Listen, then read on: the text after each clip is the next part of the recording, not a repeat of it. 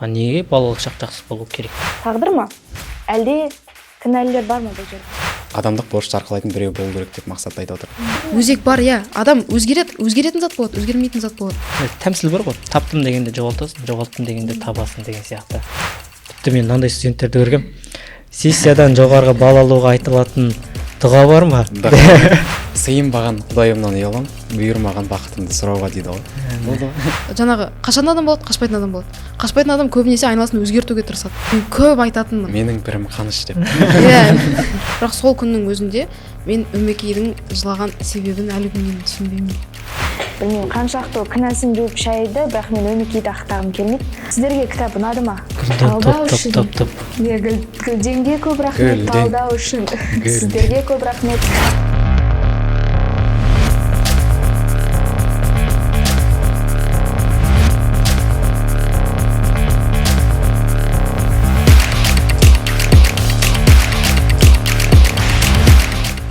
Сәлем достар, сәлем көрермен. Бізде бүгін еркін подкаст, және де бұл подкастта біз Дулат Исабековтың сүйекші шығармасын талдайтын боламыз. Енді барлықтарыңызды көргенге қуаныштымын. Бізде. Осындай алаңда. Дулат Исабековтың осы сүйекші шығармасы туралы қысқаша айтып өтсек, сүйекші бұл қазақ әдебиетінде бұрын соңды болмаған кейіпкер деп баға береді негізінде. Бұл Дулат Исабековтың жаңаша кейіпкері, мүлде жаңа қырынан танылған кейіпкері десек қате айтпаймыз. Повестің атының сүйекші деп атауы да тегінен емес. Енді атауынан басталғаннан кейін атауы туралы сұрағым келеді. Сүйекші дегенде сіздердің ойларыңызға не келді? Неге сүйекші деп аталды деп ойлайсыздар? Сол туралы айтыңыздар. Мен сүйекші дегенде басында ойладым, андай болады ғой. Сүйектермен коллекция жинайтын адамдар болады ғой. Сол немесе сол сүйектен белгілі бір өнер картина шығатын. Сондай бір сүйек жинап, сөйтіп сондай бір өнер бағыты бойынша шығарма деп ойлағам. Сөйтсем вообще. Ал менің ойымша, мен оны археологпен теңедім. Қазба жұмыстармен айналысатын, сондай сүйектерді табатын, солай деп ойладым. Мен де негізі ойым осыған қатысты. Алғаш сүйекші деген шығарма туралы айтқан кезде, жігіттер бөліскен кезде бір аянышты болады деп ескертті. Менің бағдарламам бойынша бұл шығарма бір өліп қалған кісінің сүйегін табу алумен бе екен, солай аяқталады деп ойладым. Негізгі ойым айдан анкіне ұқсайды сол. Сондай бір бағытта, зерттеу бағытында болады ау деп ойлағам. Бірақ күтпеген жерден тосын сый бергендей болды бұл шығарма. Көрерменге де, тыңдармандарға да түсіндіріп өтейік. Сүйекші деген бұл мола қазатын, көр қазатын адамды сүйекші деп атаған. Және де бұл сүйекшінің тағдырында кішкене желісіне тоқталатын болсақ, бас кейіпкердің өмірде осы көр қазумен, мола қазумен аяқталады. Бірақ дүниеге келген кезде дәл сол сүйекші, мен өмірінің соңында сүйекші болып өмірден өтем бе деген ой тіпті мүлдем оның басына келмейді. Ол ешқашан өзінің тағдырын көр қазумен байланыстырмаған адам болады, бірақ көр қазушы етіп, мола қазушы етіп, сондай бір сүйекшінің бейнесінде аяқтайды өмірін. Енді шығармадан бір үзінді келтіретін болсақ, мынандай сөз айтылады: оның бала болған рас шығар, бірақ оның балалық шағы болған жоқ дейді. Яғни кішкене желісі бойынша бастайтын болсақ, балалық шағынан сүйекшінің өміріне тоқталып өтсек, сіздер не көрдіңіздер? Оның тәрбиесіне, ата-анасына, отбасына жалпы не айтасыздар? Сіздер не көре алдыңыздар шығармадан? Жалпы мен сол шығарма басталмай жатып, жалпы жақсы, негізі әңгіме жақсы басталған. Өзім қарап отырамын да, естіп, негізі керемет басталды, андай. Енді бір асып кетіп, асып бара жатқан бір жоқшылық көрген жоқпын шығармадан өз басым басында. Андай жаңағы әкесі құдық қазатын кісі болады. Сосын жаңағы оның арманы жаңағы сол баламды өйстіп оқытсам екен, тоқытсам екен, осындай бір молдаға беріп, сол ертең бізге асырайтын бір тұлға болса екен деген сияқты өсірді. Енді сол мақсатында жүргесін, басында мен әңгімені өйтіп бір үлкен бір арты трагедияға айналады деп өз басым ойлаған жоқ. Одан кейін жаңағы құдық басындағы оқиға, әкесінің атына жала жабылды ғой жалпы. Соғанға дейін жаңағы үлкен бір проблема, сол үлкен жарылыс шығармадағы сол жерден басталды ғой жалпы. Соған дейін мен өте бір балалық шағы жақсы өтеді деп ойлаған бұл жігіттің негізі. Аяқ асты өзгеріп кетті. Енді оған дейінгі жағдайлар жақсы болған деп ойлаймын негізі. Арада оңалып кете ма деп ертең ол бір хаттанып кете ма деген ой болған жалпы өзімде. Сұлтанбек сенде ше? Мен негізі ойлаймын балалық шағы жақсы жаман болды. Негізі жалпы балалық шақ жақсы болу керек па деген сұрақ бар да менде. Біз енді ойлап жатқан кезде көбінің балалық шағына барған кезде анам балалық шағы мынандай болыпты, анам балалық шағында осындай қиындықтар болыпты, содан кейін осындай болып қапты деген стандартты ойларды тықпалап жатырмыз. Бірақ негізінде сұрақ болу керек қой, неге балалық шақ жақсы болу керек, неге жаман болмасқа деген сұрақтарды қарап көрген кезде кейіпкер, басты кейіпкер, яғни сол кездегі тұңғыш менің көзқарасымда өзінің тағдырына өзі ие бола алмаған типтегі адам болып есептелінеді. Бірақ мен ондай типке тұңғышты қимаймын. Бірақ егер сіз шынымен де суық ақылға салып ойланатын болсаңыз, тұңғыш менің ойымша сол бір жерде бір кінәлі деп есептеймін. Ал енді кінәлі болуының себебі оның әкесінің бала өсірудегі бір мақсатына ма екен, енді заман талабы немесе заман сондай болды деп айтқан күннің өзінде де ол заманда да балам оқысын, тоқысын, шен алсын деп бермедім дейді ғой апай, мысалы баласын берген кезде қызмет қылсын деп бердім деп айтады. Тура сол сықылда әкесінің мақсаты оқысын, білсін, асыраушы болсын емес, бәлки көзді ашушы болсын немесе пайдалы болсын деп үйреткенде шығарма немесе тұңғыштың өмірі мүлдем басқандай болар ма еді деген пікір бар. Сен қалай ойлайсың? Оның балалық шағына келер болсақ, негізі балалық шақ жаңа екі жақты көзқарас болып жатыр ғой. Балалық шақ неге жаман болмасқа, неге жақсы болған шығар деген сияқты. Осы кезінен негізгі оның жаңағы балалық шағының бетбұрыс болып кетуі осы аманатқа кетіп қалған кезінен басталады ғой. Аманатқа жазатайым оқиғадан ол баланың өміріне балта шабылып кетті. Енді осы жерде балта шабылып кеткен уақытында өмірінің қиындап кетуі, өмірінің осындай жаман болып кетуі осы жерден басталады емес пе? Ал оған дейінгі оқиғаларға келетін болсақ, оның әкесі баламды өсіріп жеткізсем деген сияқты мақсатпен жүреді. Және де осы жерде ата-ананың тәрбиесі тағы да әсер ететін шығар. Бірақ та әсер еткенмен бұл жерде нақты оқиғаның желісі бойынша оның өміріне балта шабылып кеткеннен кейінгі оқиғалар туралы айтылады ғой. Осы жерде нақты балалық шағының жаңағы сондай тәтті емес бір өмірінің бетбұрысына жаман жаққа ауысып кеткені осы аманаттан басталады. Егер де осы аманат болмаған жағдайда ол бала мүмкін басқаша тәрбиемен өсермеді деген ойлар туады менде. Жаңа Мерей өз сөзінде айтып өтті ғой, бұл аманат болғанға дейін жаңағы әкесімен болған жағдайдан кейін тағдыры күрт өзгеріп кетті. Мысалы Айдын екеуінің пікірлері ұқсас, бұл сонда сүйекшінің маңдайына жазылған тағдыры ма, немесе бұл жерде әкесінің кінәсі ме, не болмаса сүйекшінің өз кінәсі болды ма? Кінәлілерді іздеуге біз қашанда асықпыз ғой. Сіздердің ойларыңызша кім кінәлі? Шығармада да айтылады ғой, маңдайға жазғанды көрерміз, пендешілік енді одан асып кетпейді ғой деген анасының да өзінің сөзі бар ғой. Міржақып Дулатұлы өз сөзінде айтады, маңдайға жазғанды көрерміз деу надандылықтың, Құдай басқа не салса соны көрерміз деу соқырлықтың белгісі деп айтады. Сіздердің ойларыңызша қалай? Бұл тағдыр ма? Әлде кінәлілер бар ма бұл жерде? Бұл сол негізі былай қарап тұрғанда негізінен би-болыстар оларға жаңағы аманаттың орнына негізінен кәдімгідей құн төлеткенге жаңағы ұсыныс береді. Бірақ олар жоқшылықтың әсерінен бала аманатқа кетіп қалып тұр, жоқшылықтың әсерінен. Ал жоқшылықтың бастамасы осы жерде сонау жаңағы әкесінің кедейшілікпен өсуі және әкесінің сол күйбең тіршілікпен айналысып жүруі солардың барлығы әсер ететін сияқты менің ойымша. Себебі олар сол кезінде мысалы сол жаңағы мал мүліктері болатын болса неге төлемеске деген сияқты. Соны төлеп өтейтін болса, онда ары қаратай бала аманатқа кетпес еді ғой деген сияқты тағы бір көзқарас туындауы мүмкін. Тағдырға салайын десең, ол қалай айтсам болады, сол жаңағы айтып тұрмын ғой, жоқшылық та бар, оған дейінгі күйбең тіршілік те бар. Соның барлығы. Ал жоқшылық тағдыр болып есептеліне ме екен? Жоқшылық жоқ, оны өзгертуге болатын еді. Өзгертуге болады, адам өзінің жаңағы өмірін өзі құрады ғой. Өзі құрады, құрған уақытында белгілі бір мақсат қойып құрады. Жаңағы мен осындайға жетейін, болмаса асқан дәулетке жетпесе де өзінің өміріне керек жарақтарын алу үшін, болмаса өзінің жаңағы қажеттіліктерін қанағаттандыру үшін жаңағы белгілі бір әрекеттер істейді. Ал менің ойымша оның әкесіне жаңағы сол мола қазып күнкөріс көру оған қалыпты жағдай болып қалыптасқаннан кейін солай жүре берді. Оған ары қаратай белгілі бір мақсатқа, асқан дәулетке жету деген сияқты бір заттар болмаған сияқты.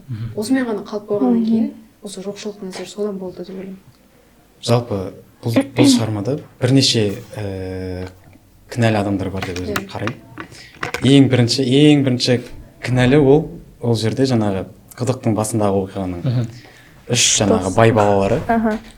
Солар келіп жаңағындай өздерінің келемеж демегенде, жаңағы өзінің кесірін тигізбегенде, ол жазатайым оқиға болмас еді негізінде.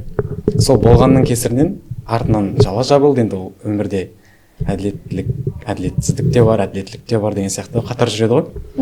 Жалпы айтқым келіп отырғаны бұл жерде былай ғой, адамның тағдырын, адамның күні адаммен деген сөз бар ғой.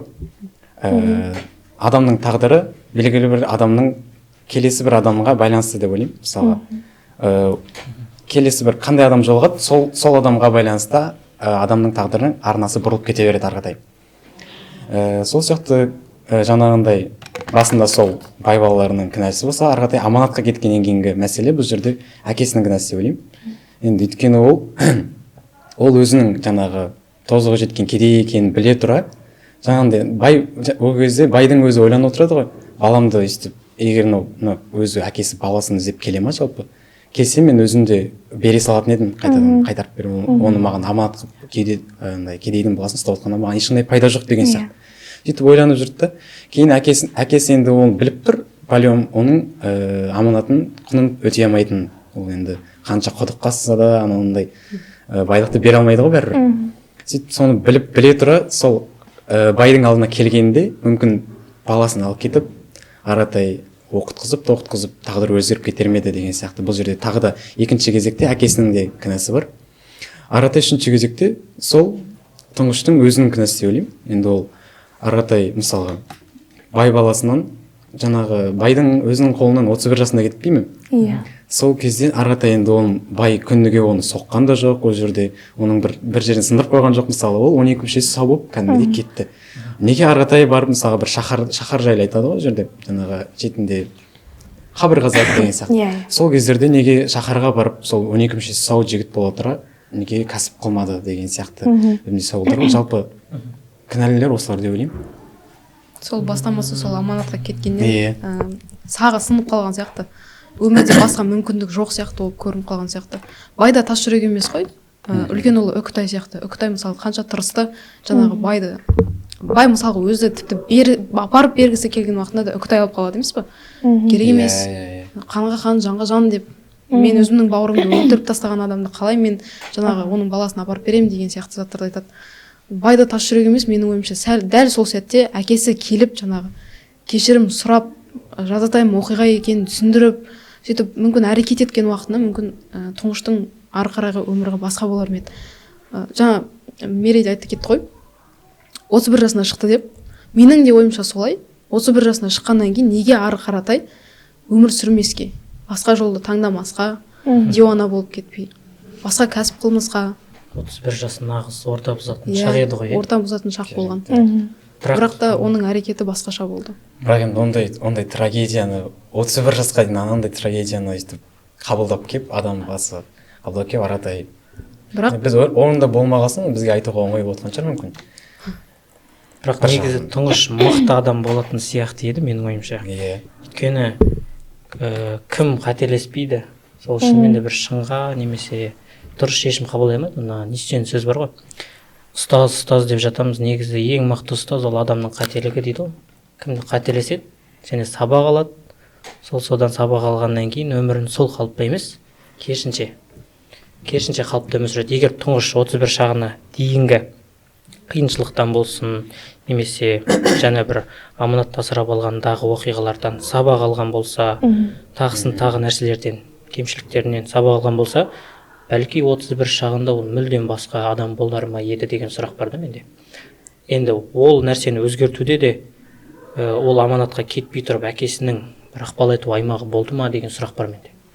Өйткені жарайды біз тұңғыш ол кезде кішкентай болсын, или ақылды жетілмеген деп те айта алмаймыз.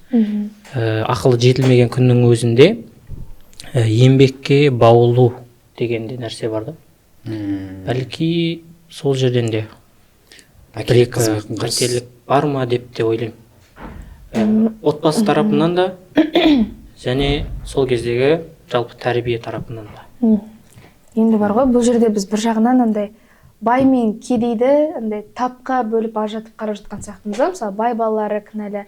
Енді барлық бай балалары ондай емес екен, тағы білеміз. Мысалы, Абайдың өзі байдың баласы болыстық қызметте атқарды, бір дүниелік материалдық қажеттіліктерден таршылық көрді деп айта алмаймыз. Бірақ қандай байдың баласы болса да, әлемді мойындатқан Абай, біздің бренд Абай, біз Абайды қазір жер көкке сыйғызбай мақтап айта аламыз, Абайды үлгі ретінде ала аламыз.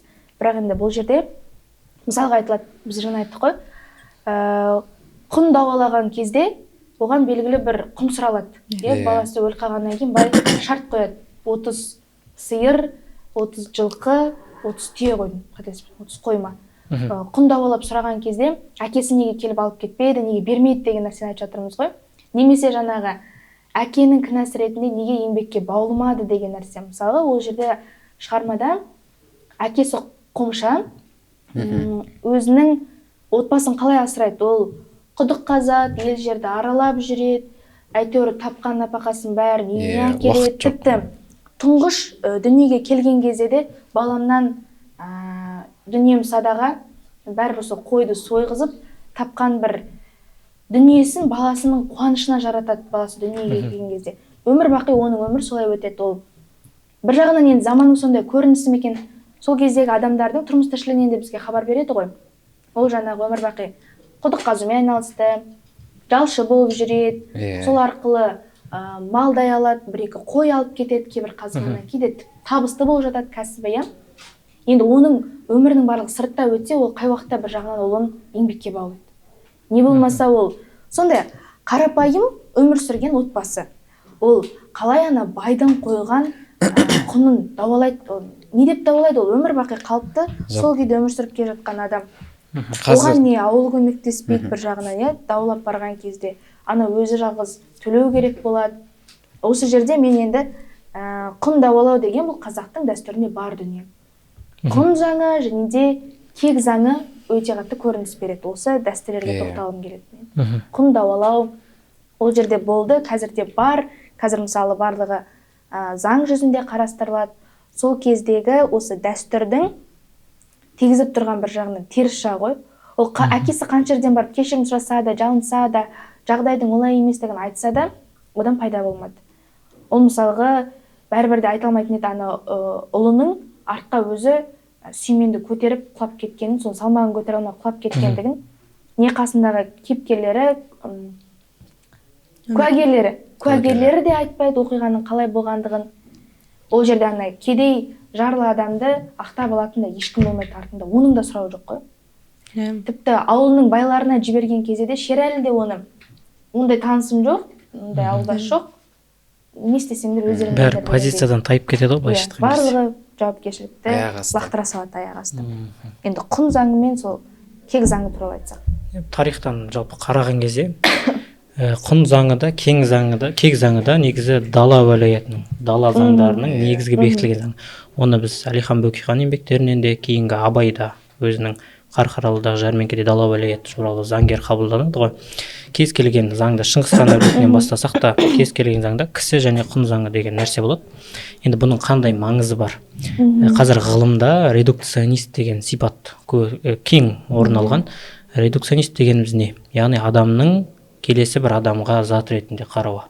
Мысалы, дәрігер қызметкерінің кез келген бір адамға бір ауру сипатта қарауы, немесе қауіпсіздік қызметкерлерінің бір адамға қылмыскер ретінде қарауы, тіпті мұғалімдердің әншейіндегі бір өзінің алдындағы оқушыға оны тұлға деп емес, тек оқушы ретінде қарауы, немесе соғыс майдангерлерінде де белгілі бір адамды тек өлік ретінде қарауы, бұл жалпы редукционистік сипатқа, және редукционист сипаттың қазіргі таңдағы ең белең алып кеткен мәселесі ата-аналардың өзінің отбасындағы кіші бөбектерге ойланушы машина ретінде қарау. Оны белгілі бір таңдау еркі, қалауы бар деп емес, ойланушы машина. Ол қалай жасалады? Мысалы, бір жас отбасыда бір нәресте дүниеге келді делік. Жас отбасы оқыған, тоқыған, көз ашық азаматтар 21 ғасырдағы. Олардың бала ержеткендегі басты талабы қазіргі таңдағы 3 тілділікті білсе екен дейді. Екінші, шен алған жақсы бір қызметке тұрса дейді. Және сол қызметімен өздерін асыраса екен дейді.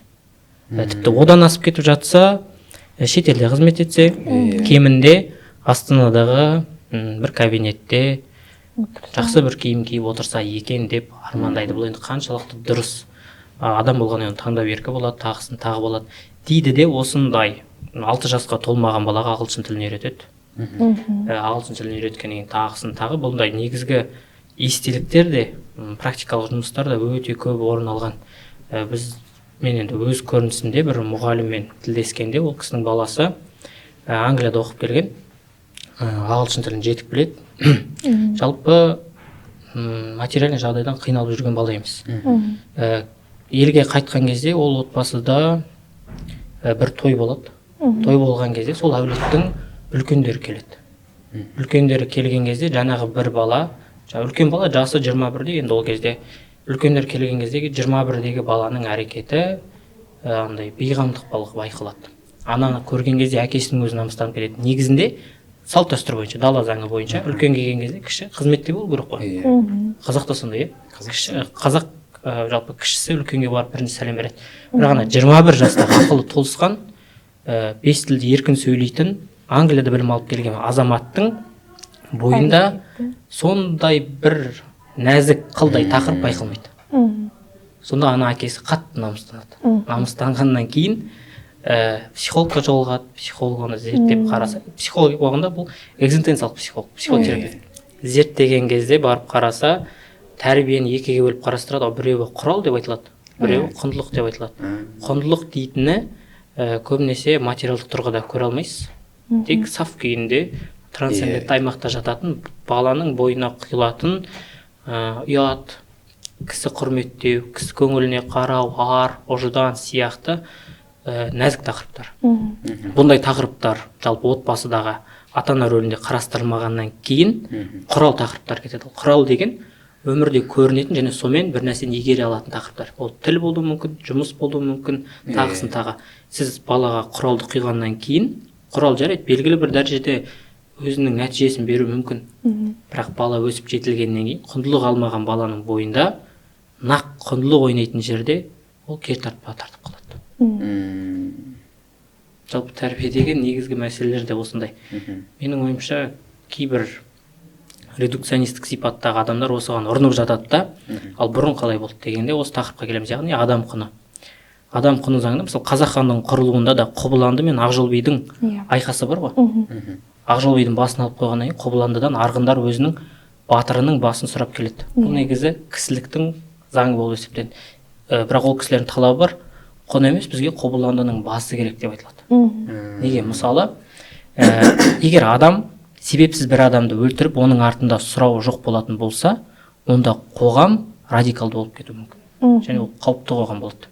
Кез келген өзімен келіспейтін адамның басын алып шауып тастай беретін болса, онда ол диктаторлық қоғам болып болады. Ал диктаторлық қоғам орнаған кезде кез келген дін өкілдері болсын, кез келген өзінің құқығын қорғай алам деген қисық мінезді адамдардың саяси аренадағы шығып кетуі байқалады. Ол кезде білім, ғылым сияқты нәрселер күйреп қалады. Сондықтан да қазақтағы ең бірінші редукционист сипаттан арылатын кісі заңы жалпы құн заңын өтеу деген дәстүрлер кеңінен қарастырылған. Ал ол 21 ғасырда заң жүйесіне негізделіп, яғни трансформацияланып, өзінің құқығын біздің жалпы конституциямызда өзіндік рөлдерде қарастырылып жатыр. Демек, біз қазір айтамыз, мысалғы заң тұрғысында айтып жатырмыз ғой, қоғам радикалды болып кетеді деп. Біз сол жолға келе жатқан жоқпыз. Мысалы, біз әр ұнамаған адамның пікірін, тіпті әлеуметтік желіде де қазір саған жағымсыз пікір жазған адамды артынан дауалап барып, жазасын беруге болады. Ұрлық болсын, жарайды, енді оның барлығын сұрау бар. Біз қазір әр нәрсенің құқығын қорғауды, оны заңмен бекітуді өте қатты талап етіп жатқан қоғамда өмір сүріп жатырмыз. Яғни адам басына не келеді? Адам өз сол трагедиясын шешу үшін, содан құтылу үшін барлығын заңмен бекітсе заң күшейсе деген нәрсеге келе жатырмыз. Біздің қоғам радикалды қоғамға айналып бара жатқан жоқ па? Қалай ойлайсыздар? Сұрақ па. Алыстан іздемей-ақ жалпы. Қарапайым қоғамдағы екі адамның диалектінен де жалпы келтіруге болады сияқты. Мысалы, бір адам, мысалы талдауда қарапайым, бір адам өзінің пікірін айтады, келесі бір адам оған қарсы пікір айтса, адамның ішінде бір, қалай айтайын, хайуани жеккөрінішті сипат орнады. Ана менің ойыма қарсы шығады. Немесе шенді шекпенді азаматқа қарсы ой айтылған кезде де осы нәрсе байқалып жатады. Тіпті қоғамның сондай болып орнауының өзі парадокс сипатта. Сенің мысың шенді шекпенді азамат бір пікір айтқан кезде сен онымен келіспесең де белгілі бір дәрежеде сенің мысыңнан сөздерің шықпай жатады. Бұл да негізі сондай қоғамның мысалы ретінде айтыламыз деп ойлаймын мен. Жақсы. Сіздерде қандай пікір бар мысалы? Заң, құн заңы, кек заңы. Жаңағы құн заңына мен бір мысал келтірейін осы жерде. Енді әдебиетші болсам бір керемет мысал болып тұр да бұл жерде. Шешендік сөз, шешендік өнер деген темада. Иә. Ана Майқы би жас кезінде ғой, бір ауылға баратқан ғой. Сөйтіп ауылда жаңағындай чолақ көп балалар ойнап жүрген, сөйтіп бай келе жатқан ғой, жаңағы басында бөркі бар, сөйтіп аттың үстінде келе жатқанда. Сөйтіп жаңағыны атпен шауып келе жатқанда алдынан балалар ойнап жүгіріп шыққан ғой. Сөйтіп жүгіріп шыққан балалардан тай үркігенде жаңағы байдың басындағы бөркі байдың өйстіп көзіне түскен дағын. Көзіне түсіп, аратай бай құлап, мертік болып қайтыс болып кеткен ғой. Сол кезде дәл осы құн заңы деген сияқты мәселе қозғалады сол жерде. Сөйтіп жаңағы ары қозғалады, жаңағындай бей шешендер келеді неше түрлі. Кімнен құн сұрайды сонда ол жерде? Кімнен құн сұрайды сонда ол жерде? Жаңағы сол балалардың жалпы нетіп жатқан. Сол ауыл енді. Ауылға келетқан ғой. Сол ауылдан сұрайды, жаңағы байдың құнын сұрайды. Сөйтіп сендердің ауылдарыңа бара жатқанда біздің бай мертік болды деген сияқты. Сөйтіп жаңағы бей шешендері келеді, жаңағындай мәселенің анық-қанығын шеше алмайды ешкім. Ешкім бір бітемге келе алмайды, мынандай деп құн заңын қоя алмайды. Немесе төле деп айтып жатады. Сол кезде жаңағы кішкентай бала өтіп батып, осының бір шешімін мен айтайыншы деген сияқты айтады. Сөйтіп бұл баладан қандай ақыл шығады деген сияқты оны шеттетіп тастайды. Сөйтіп бір күні ары айналады, бері айналады, сөйтіп осы мәселенің шешімін таппайды олар. Сөйтіп жаңағы арасындағы бір үлкені алдындағы бала не дейді екен, соны шақырыңдаршы деген сияқты мәселені қозғайды. Сөйтіп жаңағы баланы шақырады, сөйтсе ол жаңағы кішкентай Майқы екен. Сөйтіп мәселенің шешімін қалай табасың дегенде айтады ғой, шешендігіне байланысты ғой жерде. Бұл істе дейді жаңағы байдың құнын айтады 100 жылқымен тең дейді ол жерде. Сөйтіп бұл істе 4 тентек бар дейді. Бірінші тентек жаңағы байдың алдынан ойнап шыққан балалар тентек дейді. Екінші тентек соған үркіген астындағы тай тентек дейді. Үшінші тентек ол жаңағы байдың басына түскен бөрік тентек дейді. Төртінші тентек келген ажал тентек дейді. Сол жерде жаңағы тек ажалды ғана алатын болсақ дейді, жаңағы олар былай сыртқы дүние деп қарастыратын болсақ, сонда біз жаңағы 100 жылқын 4-ке бөлетін болсақ 25. Сонда сен ажал келген үшін ғана 25 жылқын төлейтін боласыңдар. Сөйтіп жаңағы ана ауылды үлкен бір кризистен алып шыққан ғой жалпы. Сол сияқты неге бұл жерде құн заңы жаңағындай тым болмаса ондай бір Майқы би табылмады ма дейсің ба араларынан? Иә, Майқы би табылмады ма, болмаса Қомшаның өзі неге Майқы би болмады деген сұрақсың деген. Қомша Майқы балымыз, Майқы Қомша балымыз ғой. Бірақ сондай бір вариант дегенім ғой, құн заңын шешуге бір мүмкін сондай вариант болар ма еді шешендік. Ол кезде де енді қазақ халқы ғой, ондай нәрсені түсінетін, шешендік өнерді құрметтеген халық болғасын, осындай бір проблеманы шешуге болар еді деген өзімнің ойым ғой. Жақсы. Ешкімнің бір андай қалай айтсам болады, көмектескенге шабыты болмаған шығар. Себебі ол заманда кедейлер қоғамнан шеттетілген адам болып сондай көріністе қалып қойған. Тіпті байдың өзі Шерәліде. Ол мен оны адам танымаймын, көмектеспеймін. Тіпті сол Шерәлінің өзі көмектескен уақытында қандай болар еді оқиға. Қоғамнан шеттетілген адамға көмектесу деген ол заманда кәдімгідей бір мәселе сияқты көрінетін. Ал өлеңде бар емес па? Қарағидан ортаға ұрыспай берсе о да қылған кедейге үлкен сый дейді ғой. Қараша желтоқсанмен сол бір екі айда айтылады, сол өлең. Енді тақырып біздің сүйекшінің бала кезінен басталды ғой. Осы жерде сүйекшінің дүниеге келуінің өзі бір үлкен оқиға ретінде сипатталады ғой. Қарапайым отбасына дүниеге келген қарапайым бала. Ең алғаш дүниеге келгендегі аты тұңғыш болады. Тұңғыштан сүйекшіге жеткенге дейінгі аралықтың өзінде қаншама тағдыр, қаншама соған сәйкес атаулар бар. Енді шығармадан көрсек, жарайды ол аманат болып, тұңғыштан кейін аманат атанып, бала аманат болып кетіп қалады ауылға. Одан кейін оның артынан іздеп келген әкесі мен анасы ғана болады ғой шығарма барысында. Жалпы іздеу салған, бірақ ақшалары жетпеген, жағдайлары болмады. Не ана бай да жұмсармады сол беті. Бірақ оның ойында болды. Доскей бай бір жағынан осы шығармадағы бір деталь, ұтымды деталь ретінде қарайтынымыз, біз бай мен кедей деп, байды жаман, кедейді бір бейшара ретінде көрсете алмаймыз да, өйткені байдың санасында бар. Ол баланы не істеймін деп шынында да айтып өткендей қайтарғысы келеді. Бірақ енді артынан іздеп келмейтін, басында не әкесі болмайды, одан кейін жарықтық ол өмірден өтіп кетеді. Анасының өлімі тағы бар, бала байқұс тұл жетім қалады. Шынында да тұңғыш ешкімге керек емес, бір өмірге де бекер келген бала сияқты көрініс береді. Сұрауы жоқ, іздеушісі жоқ. Осы тұста ойға келеді. Ол кедей болсын, бай болсын, жалпы біз демей қой, енді адамзаттың барлығында бар қалыпты дүние. Жас адамдар, екі жас отбасы болып бас құрасқаннан кейін бала сүйгілері келеді.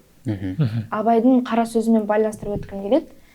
Әке шеше Құдайдан перзентті неге сұрайды? Сұрақты қойғым келеді. Бала не үшін керек? Соны талдасақ. Мерей қане? Абайдың 10-шы қара сөзімен келіп отыр басы. Адамдар Құдайдан перзент сұрайды дейді. Бірақ мысалы ол кейін менің орнымды бассын деп сұрай ма дейді. Бірінші вариантын келтіреді. Екінші вариантын ертең мен өлген соң артынан Құран оқысын деген оймен келтіре ма? Әлде қалай еді? Бір несі бар. Ертең өмірім жалғасы бола ма дегенді айтады. Қартайған күнімде мені асырасын деме деген үш несі келтіреді ғой. Сол кезде сен ертең орнында бассын дегенде ол сенің өлгеннен кейінгі ессіз қалған дүниең шынымен ессіз қалады деп ойлайсың ба деген сияқты келтіреді. Ол ертең қалған дүниенің қамын сен жейтін бе едің, жейтін сен бе едің деген сияқты келтіреді. Одан кейінгі келесінде Құран оқитын бала. Біздің шығармамен байланысты. Негізі мақсатында сол болған ғой, Қомшаның. Құран оқитын бала қалдырамын дейсің ғой дейді. Бірақ ол сен шынымен жақсы адам болсаң, ол неге сенің артынан Құран оқылмайды міндетті түрде дейді. Бірақ ал сен жаман адам болып өткен күннің өзінде ол артынан оқыған баланың Құранына не болады деген сияқты. Не пайда дейді ғой. Не пайда дейді ғой. Одан кейінгі үшінші мәселе бар, жаңағы қартайған күнімде бағып қағатын адам ретінде өсіру, сол үшін баланы дүниеге әкелу деген тема ғой бұл жерде. Оған келгенде айтады Абай, қартайған күн сен біріншіден дейді, сен сол қартайған күнге жетесің бе, жетпейсің бе, сен оны білмейсің дейді. Екіншіден, сен сол сенің балаң ертең сондай сені бағалатындай мейірімді бола ма деген сияқты. Жалпы бұл үш вариантты да ол жоққа шығарады Абай. Сол соңында жаңағы шәкәрімнің сөзіне келіп тұрамыз. Жаңағындай адамдық борыш, халқыңа еңбек қыл деген адамдық борыш деген сөзді негізге алып отырамыз да. Осы жерде жалпы ана жай ғана ол заңдылыққа, стандартты жауапқа мән бермей, жалпы соған келтіретін болсақ, адамдық мысалы сенің үйленгеннен кейінгі мақсатың, бала артынан мұра қалдырғанның мақсаты сол адамдық борышты арқалау, жаңағындай. Содан сен бейбарыс айтып едің ғой. Атадан алтау туғанымен біреуі абадан туады деп. Сол абаданның сол біреуі болу керек та, адамдық борышты арқалайтын біреу болу керек деп мақсатты айтып отыр.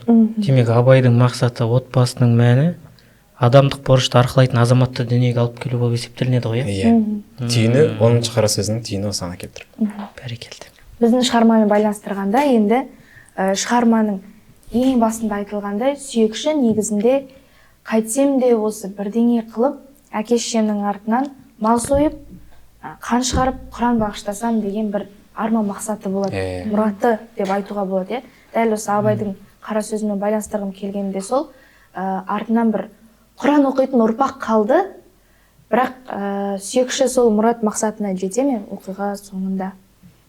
Осы жолға жету жолында нендей нәрселерден өтеді? Ол тіпті өзінің жасын да білмейді, өмірде не істеп жүргенін білмейді, әкесінің қайда кеткенін де білмейді, анасының қалай өлгені туралы да білмейді. Әйтеуір ойында тек қана тұрса да, жатса да, мола қазып жүрсе де ойы, тіпті мола қазғаннан кейін ақысын алса да ойы сол болады ғой, мен әйтеуір бірдеңе қылып әке-шешеме Құран бағыштасам екен деген бір мұрат мақсат болады. Дәл енді Абайдың қара сөзіне көрініс тауып тұрған сияқты осы жерде. Және де ары қарай айтатын болсақ, енді үнсіздігіне тоқталғым келеді. Біз бағанада талдамас бұрында біраз айттық. Үндемегеннен үйде бәле шығады дегенді айттық. Не болмаса, жаяудың шаңы шықпас, жалғыздың үні шықпас деген мақалға да тоқталған болатынбыз. Біріншісі бізге келмейді, екіншісі жаяудың шаңы шықпас, жалғыздың үні шықпас деген мақал мәтел дәл осы сүйекшіге айтылғандай. Үні шықпай кеткен, дүниеге де үнсіз келген, бейнені көрдім мен өзім. Сіздер не көрдіңіздер сол жерде? Қалай әсер етті сол? Тұңғыштың үндемеу себебі неде дейсің ғой? Менің ойымша тұңғыштың үндемеу себебі не өзінің бойында, жалпы адам не үшін сөйлейді дегенде сұрақ бар ғой. Біз не үшін біреуге сөйлейміз, неге біреуге әңгіме айтамыз, немесе біреуден неге бір нәрсені сұраймыз? Менің ойымша не біреуге бір нәрсені айту үшін немесе жалпы сөйлеу үшін бойымызда не сұрақ көп болу керек, не сұрақ мүлдем жоқ болу керек. Керемет. Тұңғыштың бойына мен осы нәрсені байқай алатын сияқтымын. Не оның бойында жауапсыз сұрақ өте көп. Бәрібір шешімін таба алмайтын. Шешімін таба алатын бәлки кісілер бар шығар, бәлки оған өмір үйрететін шығар шешімін. Бірақ ол сыртқа шығармады ғой. Не бойында сұрақ мүлдем болмаған сияқты. Меніңше сұрағы жоқ сияқты оның. Өйткені өмірінің әр кезеңінде үнсіздік. Үнсіз кете береді. Тағы үнсіз кете береміз бе деген сұрақ болған төркіні. Яғни қазіргі біздің өмірмен, қоғаммен, енді ол заманды деп айтып жатырмыз сүйекші жағдайында. Қазіргі біздің үнсіздік. Біз қай кезде үнсіз қаламыз? Не болмаса қай кезде біздің даусымыз шығады? Соны айтайықшы. Адам не үшін үнсіз қалады? Адам өзінен басым бір зат болып тұрған уақытында, болмаса қорқыныш болған уақытында үнсіз қалады. Сүйекшімен айтатын болсақ, ол қорықты. Ол бір мысалға Үкітай, өздеріңіз білесіздер, өте қатыгез адам болды. Жаңағы сүйекші бірдеме деп айтса, аузын бірден жаптырып тастайтын адам болды деген сияқты. Ол кезеңдерде сүйекші сөйлемеді. Одан кейін ол сөйлесе де оны түсінетін адам бар ма айналасында? Ол жалғыз. Жаңағы мақалда соған келеді. Ол жалғыз. Жалғыз болғандықтан, жалғыздың үні шықпас. Оны кім тыңдайды, оны айтқанымен? Үкітай тыңдай ма, Өмекей ма, әлде Доскей ма? Оның мысалға айналасында сол үшеуінен басқа адам болды ма? Мысалға ол жалғыздықта жүріп мал бақты, жалғыздықта жүріп отырып тамақ жетін, жалғыздықта бір киіз үйдің ішінде жататын өзі жалғыз, онымен сөйлесетін де сырласатын да адам болған жоқ. Сонымен қатар жаңағы адам үні шықпай қалғаны содан шығар, түсінетін адам болмағандықтан, қорқыныштан. Бірақ менің ойымша психологиялық тұрғыдан қарасақ, адамның түп санасы болады. Түп сананың ішінде өзек болады, ішкі өзек деген зат болады. Ол ішкі өзек қаншалықты мықты болады, қаншалықты берік болады, соған байланысты адам өзінің потенциалын, өзінің жаңағы өмірінің қалай болуын, қалыптасуын солай көрсететін сияқты. Ішкі өзек деген зат болады. Мүмкін егер де оның ішкі өзегі неғұрлым жаңағы мықтырақ, басымырақ болатын болса, ол айналасына сондай жаңағы адамды табар ме еді, мені түсінсінші деген адамды іздер ме еді. Сол түсінген адам сол түсініп жаңағы оған қолдау берер ме еді деген сияқты. Ол да өзі мысалға үндемес болды ғой, өзі де үндемейтін, түкте айтпайтын, айтқысы да келмейтін тіпті оны. Егер де ол жаңағы айтқан күнде оны түсінетін адам болып, сол оқиғадан басқаша шығуы мүмкін бе еді. Сол психологиялық тұрғыдан алған уақытында адамның түп санасы болады, оның ішінде ішкі өзек болады. Ішкі өзек неғұрлым андай мықты, ішкі өзек деген мынандай жіп сияқты ғой. Жіп неғұрлым қалың, мықты болса, онда адамның жаңағы стержень сол ішкі өзек қой. Сол неғұрлым мықтырақ болса, адам соғұрлым мықтырақ болады. Ол мысалы туа бітті бір қалыпта келе ме? қасиеттерін ма? туа біткен уақытында негізі адамның темпераменті пайда болады. Ал мінез құлқы ары қаратай дамуы, оның жаңағы эмоцияларын көрсетуі, өмірлік жолын таңдауы, мақсат қою, ол бірте келетін дүние. Бірақ темперамент ол жаңағы соның ішінде ішкі өзек те бар, адамның тұлға қасиеттері де бар. Ол туа адамға сіңеді. Оны ешқалай өзгерте алмайсың. Өзгермейді. Темперамент ол өзгермейтін дүние. Адамға туылғаннан қалай беріледі, солай кетеді адам. Мысалға, темперамент біз психологияда оқимыз ғой. Темперамент ол негізі 4 темперамент болады. Меланхолик, сангвиник деген. Меланхолик, сангвиник, жаңағы флегматик, холерик. Мысалы, холериктер туа біте олар андай жүйке жүйесі теңгерілмеген, сондай бір күшті ашуланшақ адамдар болады. Бірақ ол уақыт өте келе өзгермейді ол. Тура солай, мысалы, кішкентай кезінде біреу ойыншығын тартып алса, онымен сразу жолысып төбелесіп кететін болатын да, ал мектеп жасына келген уақытында ол қасында отырған жаңағы оқушымен келіспей қалатын болса, онымен де ұрысып шығатын болады. И болашақта да ары қаратай ол солай жалғаса береді. Темперамент ол андай өзгермейтін дүние, ішкі өзегің сол кезде сенің жаңағы қандай болады, ол солай болады. Бірақ оның сыртында мінез құлықты өзгертуге болады. Екеуі бір-бірімен тең келген уақытында, екеуі бір-бірімен сәйкес келген уақытында ары қаратай соны дамытуға болады. Тұңғышта қандай болды деп ойлайсың? Тұңғышта сол үнеместік, сол қалай айтсам болады, меланхолик деген тип бар. Ол өте өмірге андай бір зат болса, қатты сезінеді, қатты мұңайып кетеді, бір түңіліп кетеді. Ал оның оқиғасында мынандай болып тұр. Жаңағындай, ол аманатқа кетті, оның әкесі де қайтыс болып кетті, анасы да қайтыс болып кетті. Одан кейін артынан жаңағы өзінің сіңлісі қайтыс болып кетті. Солардың барлығын ол жаңағы миына қорта келе, енді адамда болады ғой, ауыр сынақ берілген уақытында адам сынып кетеді. Бірақ бұл жерде оны сынып кеткен уақытында 4 темперамент әртүрлі қарайды оған. Мысалы, сангвиник оған позитивпен қарап, ары қаратай соны алып көтеріліп кетуі мүмкін. Ал холериктер оған жаңағы бірақ ашуланса да, бірақ соны ары қаратай дамытып алып кетуі мүмкін. Мен тұрам, жасаймын деген сияқты. Бірақ меланхоликтер ондай емес. Меланхоликтер андай болады. Затқа өте сезімтал қарайды. Және де олар түңіліп кете ме, бітті сол түңілген, жабылған күй солай қалып қалады. Мұңайып, сонымен ары қаратай өмірдің соңына дейін сол зат оған маза бермей қоюы мүмкін. Менің ойымша, бұл жерде сүйекші меланхолик. Мен сүйекшіні мүлде жаңа 5-ші темпераментті қосар едім. Ұйқасына келмейтін сияқты. Мұндай мысал болар ма екен? Мысалы, жаңа 4 типке бөліп қарастырдық қой. Бір адамның өмірінде 4 тип қайталануы мүмкін бе? Қайталануы мүмкін. Мүмкін сияқты. Мүмкін. Бойынан табылуы. Бойынан тула жаңа айта кеттім ғой, тула келе ол жаңағы бір адамға бір ғана темперамент деген сияқты, ол болмайтын сияқты менің ойымша. Менің көзқарасым. Демек өзек бар я адамда. Өзек бар я. Адам өзгереді, өзгеретін зат болады, өзгермейтін зат болады. Өзек бар болғаннан кейін адам өзгере ме, өзгермей ме? Өзек ол айтып тұрмын ғой жаңағы түп сананың ішіндегі өте бір адамның бір андай жібермейтін сондай бір заты ғой. Олай қарап тұрсаң. Демек өзектің берік болу үшін жеңілдіктен гөрі қиындық келуі содан кейін шығар. Иә, қиындық, неғұрлым адам қиындықты көбірек көрсе, жол жаңағы айттым ғой, қиындықты көбірек көрген адам әртүрлі темпераменті болса, ол әртүрлі әсер етеді. Демек, абай айтқандай, өзгермейді деген адамның тілін кесеретін дейді ғой, өзгереді ғой. Темперамент болса да, болмысы болса да, интроверт адам экстраверт болып кете алады, немесе экстраверт өмірге керемет. Мен сүйекшіні толық меланхолик деп айтқан күннің өзінде де оған басқа да типтер әсер ететін сияқты. Мысалға, жаңа айта кеттім ғой, флегматик ол андай өте бір өмірге ешкімге ызасы жоқ, сондай ешкімге надандығы жоқ, ешкімге жамандық жасамайды. Мысалға, сүйекші өмірінде жаңағы повестте де айтылмайды ғой, бір адамға қастандық жасап, өмірінің сондай тағдырының жаман болғанына біреуді кінәлап, болмаса біреудің жаңағы ұрлықшы да болып кеткен жоқ қой, ол сондай тағдырының сондай болғаны үшін. Осы кезеңде мен оны айта аламын, флегматиктің сондай бір қасиеті бар ода. Және де меланхоликтікі де бар. Мен сүйекшіге таңғаламын, өмірінің сондай қиын болғанына қарамастан, ол жаңағы біреуге жамандық істеп, біреуге қастандық істемегеніне. Бір стандартпен өмір сүрген. Иә, бір стандартпен өмір сүрген. Бірақ менің ойымша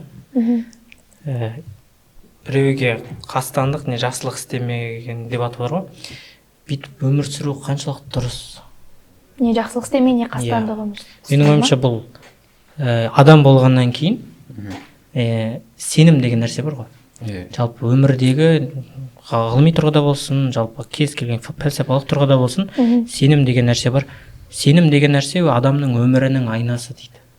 Адам іштей неге сенеді, яғни ішкі мотиві неге сенеді, сыртында сол көрініс орын алады деп айтылады. Сенім болғаннан кейін, сыртта көрініс орын алғаннан кейін, адам бір нәрсеге сенгеннен кейін сену арқылы бір позицияда тұру керек деген нәрсе бар тағы да. Позиция көбінесе бізде енді қазір ақ пен қара, жақсы мен жамандық деп қарастыру мүмкін. Тағы да одан басқа да позициялар болуы мүмкін, бірақ біз бәрімізге белгілі түсінікті тілде жақсы мен жамандық деген позицияны алып қарайық. Немесе ізгілік пен зұлымдық.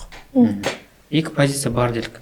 Адам өмірге келгеннен кейін ізгілік бола алмағаннан кейін, зұлымдық бола алмағаннан кейін, екі позицияда болмағаннан кейін құр позициясы өткеннен көрі өзінің сенімінде біз ойлайтын зұлымдық болу үшін ізгілік болуы мүмкін ғой. Неге бір позицияға бекінбей өмір сүріп кетті дегенде сұрақ бар. Менің ойымша мынандай бір оқиға бар. Әзіл түрінде айтады. Жалпы қазір жұмақ пен тозақ деп отырады ғой. Баяғыда бір кісі тозаққа барыпты дейді. Соны Құдай айтыпты дейді. Құдайға налыпты дейді. Мен енді ешкімге жамандық көрсеткенім жоқ қой дейді. Сонда Құдай сұрақ қойған екен. Ал жақсылық ше деп айтады. Жақсылықта көрсетпедің ғой деп айтады. Демек дейді, бұл жерде логикалық түрде, рационал тұрғыда дәлелдеп береді. Сенің жамандық көрсеткенің емес дейді. Біреуге жақсылық көрсетпеуінің өзі жамандық емес па деп айтады. Демек біз топты қарастырған кезде қоғамда жақсылық істейтіндер ізгі топтар бар деп қарастырайық. И зұлымдық істейтін. И сен соның ортасында сенден бірінші сен таңдау бар сенде. Шынымен де мына топқа кіруге де, және мына топқа кіруге де. Таңдау барының тағы бір дәлелі екі топқа да кірмеуге болады. Ол үндеместің позициясы. Сосын барып сен енді жақсылық топқа кірмегеннен кейін, жамандық топқа кірмегеннен кейін жақсылықтар жамандықпен күресіп, бірақ олар аз болады шынымен жақсылық топтар. Өте аз болады. Көптермен алысып атқаннан кейін, Абай айтады, көппен жалғыз алыстым, кінә қойма дейді ғой. Тура сол сықыл жалғыз алысып атқаннан кейін, сен соны көре тұра соған болыспағанның өзі шынымен көпке болысу ғой. Сенің жамандығың ғой. Үндемей қалу, позиция ұстанбау, бұл негізі адамның еркін емес екенінің көрінісі ретінде сипатталады. Негізінде адам еркін. Ерік таңдау бар, жаратылыс болып есептеледі. Сондықтан үндеместің бұл жердегі не біреуге жақсылық істеген жоқ, не тіпті де біреуге жамандық істеген жоқ қой деп қараудан сақтану керек сияқты. Өзі алмайды, қыраңға алдырмайды, күні бойы шабады бос салақтап. Бос өткен өмір ғой шында. Бос өтті. Абайдың мысалында ол аңшы мен күйкентайдың жағдайын айтады ғой, сол жерде өзі алмайды, қыраңға да алдырмайды, күні бойы шабады бос салақтап.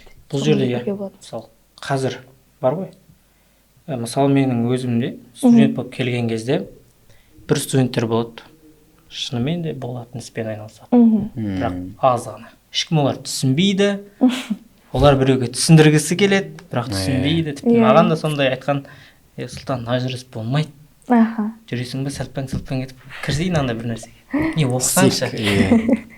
Сол кезде бір білмеймін. Кіші болғаннан кейін ба, ақылымның жетпегеннен кейін ба, мен де позиция ұстаған жоқпын. Мен де бір андай болды. Не мына бір ортаға кіріп кете алмаймын. Кіріп кете аламыз, бірақ кіріп кеткім келмейді. Ал бірақ мына бір орта кіру бір қиын болып көрінді маған.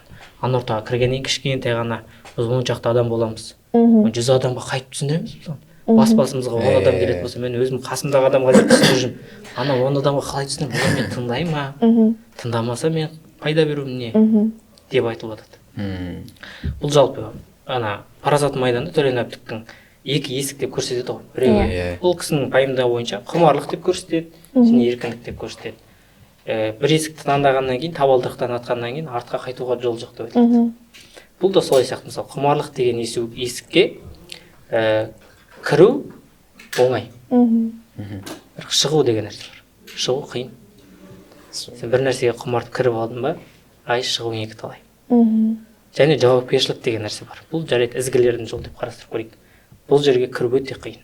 Сен өйткені оны саналы түрде түсіну керексің. Сен шынымен де болатын нәрсемен айналысып жатқаныңда саналы түрде түсінгеннен кейін, ол саналы түрде түсінудің өзі, ойланудың өзі қиын. Ол жерде бәлки ақша берілмейтін шығар. Шынымен де. Ол жерде бәлки условия жоқ шығар. Ол жерде бәлки саған негативті көзқарас мүлдем көп шығар. Саған, мынау әлі жүр ғой деп қарайтын ата-аналар болатын шығар. Көрдің бе, қиын. Бірақ сен соны саналы, анау жағында бір борыш түсініп тұрасың, бағана шәкәрім айтпақшы. Соны түсінгеннен кейін қиын болса да қабылдайсың.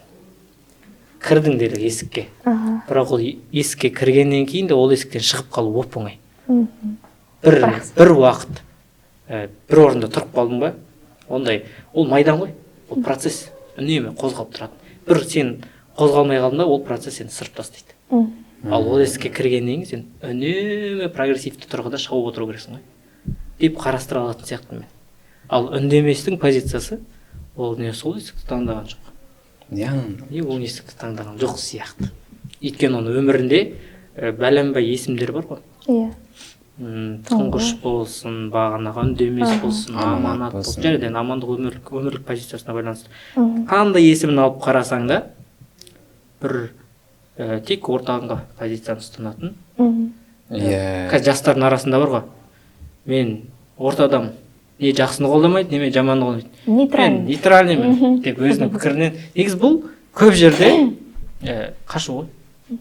Жарайды, мен істемесем басқа бір степан табылады ғой, неге мен деп қашу. Сондықтан да студенттер болсын, кез келген адам болсын, барыңыз, көріңіз. Сіз шынымен де сіздің сеніміңіз қай жақты қолдап тұр. Сонымен күресу керек. Үндеместің бұл жердегі позициясы бізге ана айтады ғой, әдептілікті қайдан үйрендің дейді ғой, әдепсізден деп айтады. Әдептілік негізі әдепті адамнан үйренбейді, әдепсізден үйренеді. Қалай? Оның ісіне жиіркену арқылы да. Тура сол сияқты тұңғыштан біз тұңғыш сияқты болуды емес. Иә. Тұңғыш сияқты болмауды үйренуіміз керек та, позиция тұрғысынан. Демек, тұңғыш бізге мен сияқты болма деп ұрандатып отыр. Сіздер не айтасыздар? Өмірдің сол жаңағы бір сарында болып, еш мақсатсыз, еш бір өмірдің қызығы жоқ болып, жаңағы көрсетеді ғой бізге осы сүйекшінің өмірін. Сол осы жерде сондай ой қалдыратын сияқты.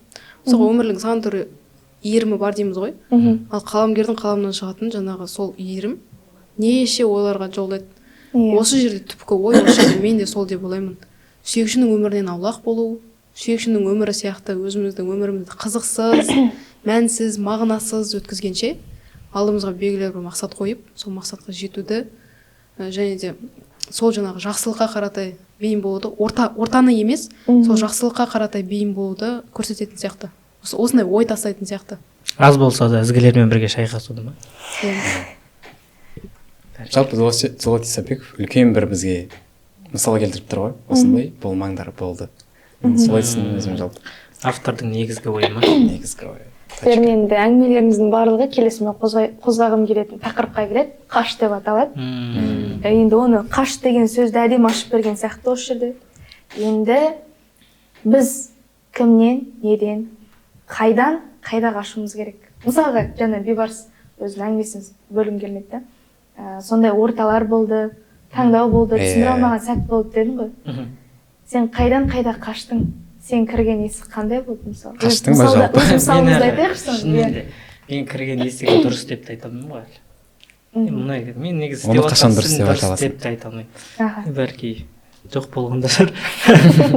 Білмеймін ғой, оны негізі өз-өзіне баға бере алмаймын ғой. Өйткені біз көбінесе дұрыс деп ойлаған нәрсе бұрыс болып кетуі мүмкін. Тәмсіл бар ғой, таптым дегенде жоғалтасың, жоғалттым дегенде табасың деген сияқты. Бәлки солай болуы мүмкін. Сондықтан әзір саналы түрде істейсің, бірақ барынша позицияға бекінуге тырысасың, бірақ үнемі қауіптеніп тұрасың. Бұл үшін точно дұрыс па екен? Мен дұрыс істеп жатқан жоқпын ба? Деу тұрудың өзі негізі сенің дұрыс шешім қабылдауыңа кейде әсер етеді. Оның өзі дұрыс шығар, сөйтіп ойланудың өзі. Иә, әрине. Ойлану дұрыс. Сүйекші мысалы ойлана алмады ғой сол. Қайда барам, қайда жүрм, неге мен қашып кетпеймін. Ол тіпті мүлде ойланбаған сияқты ғой. Ештеңені ойланбаған сияқты. Жалпы жаңағы айтып өттің ғой сен, не үшін үндемей қалды дегенде. Адам не үшін үндемей қалды дегенде жаңағы не сұрақ көп болғанда, не басында ешқандай сұрақ болмағанда деген сияқты. Бәлки онда бір сұрақ болғанда ойланар ма еді? Меніңше ешқандай сұрақ болған жоқ, өйткені Шыңғыс Айтматовтың жаңағы Мәңгүрт деген әңгімесі бар ғой, жалпы шығармасы бар ғой. Сол Мәңгүрттен былай қарағанда ешқандай айырмашылығы болмай тұр ғой оның. Мәңгүрт адам мысалға ол есін білмей істейтін да, сол үндемей есін білмей жүре береді. Кім не айтса соны істеп жүре береді да. Бұл есін біліп солай істеп тұрғаннан кейін, яғни ол бұл жерде мәселе есте емес, ол соның іс әрекетінде болып тұр да. Сондықтан оның басында ешқандай сұрақ келмеуі де мүмкін. Сол үшін ол үндемей жаңағындай өз алдында не қандай келеді, тағдыр қалай жазады, сонымен ғана жүре берген сияқты. Ағыспен жүре береді. Ағыспен ғана жүре береді. Ағыстан басқа арнаға бұрылу немесе ағысқа қарсы жүзу деген ода болған жоқ деп ойлаймын. сол тағдырына көніп жүре берген сияқты ғой. Тағдырым осы жазда енді не істеймін, не істей аламын деп. Бұл негізі көп адамның бойын байқалатын сияқты қазір. маңдайға жазған көреміз. Мен көп байқаймын. Біз енді сессия тапсырған кезде байқалады мына нәрсе. Студенттер енді әлеуметтік желіде, Инстаграм желісінде мынандай нәрсе салды. Сессиядан жоғарғы балл алуға көмектесетін не бар деп. Тіпті мен мынандай студенттерді көргем. Сессиядан жоғарғы балл алуға айтылатын дұға бар ма? Еще историясын салып қойдың соны. Соны сторисқа салып қойған екен бір кісі. Сосын күлдім енді. Тура солай бір ағаға жіберген екен. Дұға бар ма деп. Сосын әзіл ғой. Сол аға айтады екен. Дұғаның өзі бөлінеді емес па деп. Тілмен және жалпы амали істелетін. Негізгі мықты дұғаны айтайын ба мен саған? Анау қызық кеткен ғой, айтыңыз. Семестр бойы оқу ғой деп айтты дейді. Негізі әрекетін айтқан ғой. Негізгі солай ғой. Сессия деген ол бір ауадан алып келіп тұрған нәрсе. Семестр бойы оқығаннан кейін Құдай не жазды соған салмайсыз ғой. Ана Міржақыптың бағана сөзін келтірдік қой. Сөздің ақырғы жазын айтады ғой. Адам не тілейді, нені қылады, Құдай соны тағдыр қылмақшы деп айтады ол кісі. Демек, нені қылмақшысың?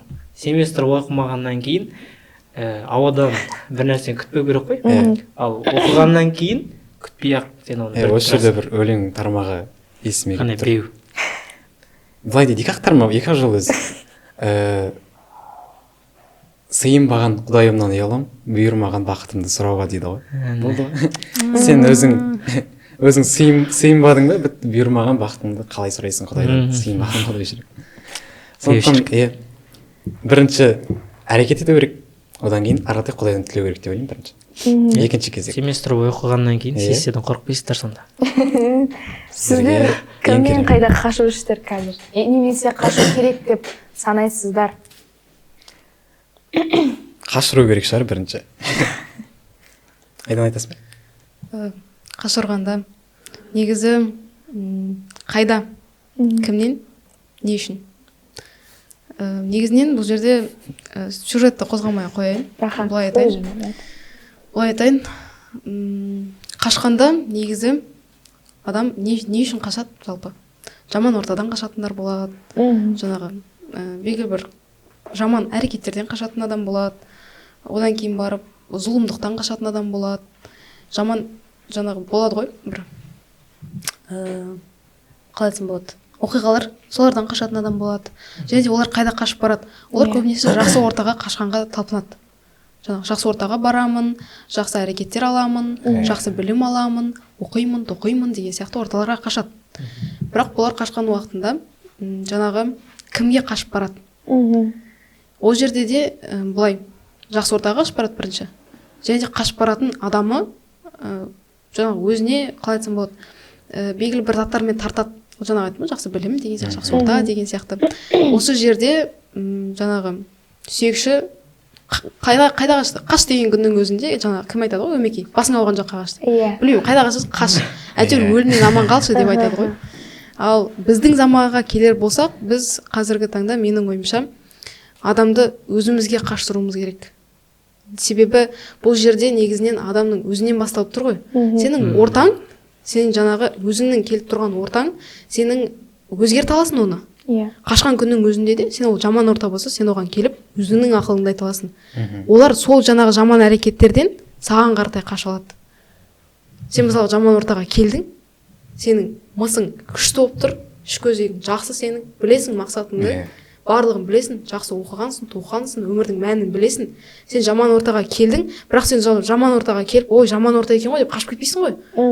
Андай адамдар болады, мен келіп сол ортаны өзгерткім келеді, осылардан адам жасағым келеді деген уақытта сол жаңағы ортадағы адамдар жаман әрекеттермен, жаман оқиғалардан саған қашуы мүмкін.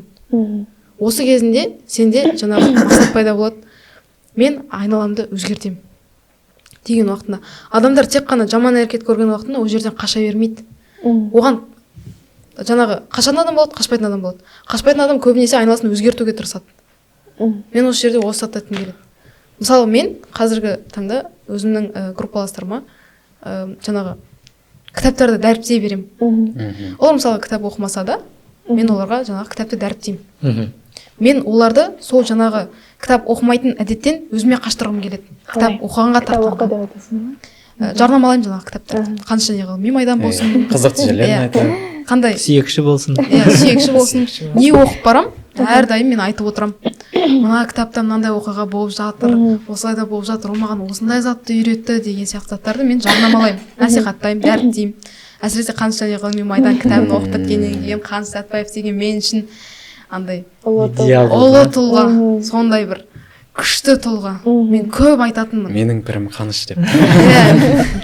Солай дәріптей, мен соларды жаңағы жаман әрекеттерін өзіме қаштырғым келеді. Осындай жаңағы мәні бар, мақсаты бар заттармен айналысуға қаштырғым келеді. Демек, қашудың өзі позициядан қашып кету ғой. Иә, Иә. сенің тілде. Демек, қашыруымыз керек. Негізі айдаған ойын. Адамдар қашып саған келу керек қой. Иә, толық қашып жатыр, иә. қашып кететін адам Сол болуымыз. екі нұсқасын қарастырса болады негізі. Сен не қашуың керексің, не Не қашыруың қашыру керексің. Мықты болсаң қашырып көр. Енді одан сәл әлсіз болсаң Қашып қашып құтылатынның өзі мысалы былай ғой, абай бір ортада жүрдік делік. Иә. Ал жақсы бағана айтып кетті, ортамыз бәрімізге нашар. Нашар деген біздің көзімізше нашар. И біз қашып кеттік делік. Біз негізі өзімізді ғана ойлап тұрмыз ғой. жоқ қара, енді осы жерден андай. Сен қашқан бетте сен ана жақта барған жерге, қайда деген жерге барған жеріңде сен мықты ортаға кезуің мүмкін, иә? Жақсы. Сол мықты орта арқылы сен оларды олар саған қайдан қашып келу керек қой. Сен сол қашып барған жеріңнен мықты ортаға жасау керек, чтобы олар қашып келу үшін саған. Бұл жерде енді сен мысалға қашыру үшін ол енді мықты болу керек. Мысалға сен жаңағындай шылым шегетін, сондай бір ортаға түсіп кететін болсаң, 5 адам ортасына түсіп кететін болсаң, сен бір өзің ғана кіретін болсаң, алтыншысы болып кетуің де мүмкін ғой. алтыншысы болып кетуі мүмкін, немесе сен өзгерте алуың мүмкін оларды барлығын бірдей. Бірақ енді ол сенің мықтылығыңа байланысты да. Ал егер де сен оларға күшің жетпейтін болса, шынымен, онда сен қашуың керексің да, қашып барып, олар келесіде саған қашатындай қайда деген сұрағына сенің точкаң болу керек қой. Иә, бұл себеп пен негіз деген тақырып сияқты ғой. Себептер көп, қалай істесең де бір нәрсені істеуге болады. Бірақ негізі Айдана өз сөзінде айтты ғой. Ключ, кілті мынанда сияқты. Өзіңді өзгерту ғой. Иә, өзіңнен бастау керек. Әлемді өзгертемін деп сен. Әлем ол сенің ішіңде немесе өзің деп айтатын жері сол сияқты. Кім өзін өзгертеді, ол бәрібір келеді. Одан кейін сен оған бір нәрсені насихаттамай ақ сенен мына жер не істеу үшін сен бәлки ол ортада жүрген кезде сұрамауы мүмкін. Жеке шыққанда сұрайтын шығар. Андай біз психологиялық тұрғыдан тағы да айта кетейін, мен де педагог психологпын ғой. Психологиялық тұрғыдан адам жаңағы өзін неғұрлым дамыта берсе, неғұрлым өзінің күшті жағынан көрсете берсе, оны мысалға жарнамаламай ақта өзінің мысалға жаңағы ортада жүрген іс-әрекеттермен, сөзмен былай сөйлесіп отырған уақытында да белгілі андай күшті тұлға екенін көрсететін болса, онда соған сондай адамдар тартылады. Ол тартылады, өзгереді соған қарап. Сен үлгі болсаң, өзгереді әрине, өзгермеске қалай. Ғылымда да айтады оны. Ырқсыз эффект қой. Иә, ырқсыз эффект. Иә. Бай продакт деп айтылады. Одан кейін мына жерге тоқталып кетейік. Қашыру керек пе, әлде қашу керек пе деді ғой. Біз қашыру керек деген позицияны дұрыс деп есептемедік. Енді қашу керек дейміз. Енді неден қашамыз? Біздің ойымызша, біздің ойымызда шынымен де ерік жігер бар екенін дәлелдейтін нәрсе қашыру. Бірақ өз-өзімізден қашамыз ба, әлде бір ортадан қашып кетеміз ба? Емес. Иә.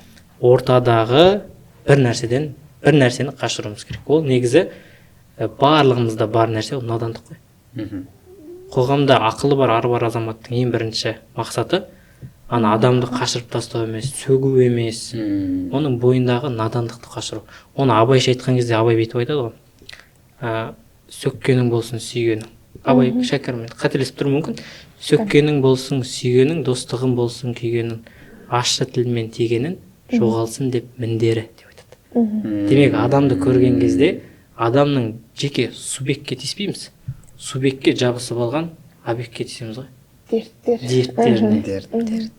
Дертіне тиіскен кезде біз ол адамда білу керек саған махаббатпен тиісіп тұрған шынымен де сезеді. Сен де оны білдірту керексің. Сол кезде ол адам сенің сыныңды мін деп ешқашан қабылдамайды. Ол сенің надандығымен күресіп отқанын сезеді.